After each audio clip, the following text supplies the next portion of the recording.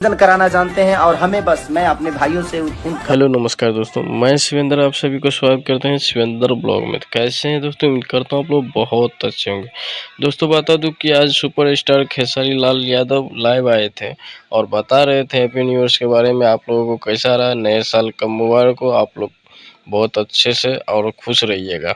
दोस्तों बता दूं कि बात ये भी है कि आप लोगों को देखने के लिए काफ़ी गजब का अपना ट्रेलर जो आ रहा है रंग दे बसंती का, तो आप लोगों को कल देखने के लिए मिलेगा। और ये भी बात है कि जो कि आप लोग इतना ढेर सारा नए साल का गाने को प्यार दिए हैं, काफ़ी गजब का है। और भाई लोग प्यार से बढ़ के कुछ नहीं है, और ऐसे ही आप लोग ढेर सारा प्यार देते रहिएगा। और दोस्तों बता दूं कि नींबू भइल खरबूजा, भाई लोग छोटा मोटा चैनल था जो कि 0 सब्सक्राइबर से होके अभी अच्छा खासा पे आ चुके हैं और नंबर 1 पर ट्रेंड कर रहे हैं। तो दोस्तों ऐसे ही आप लोग प्यार देते रहिएगा। चलते हैं, अगले वीडियो मिलेंगे फिर से आप लोग।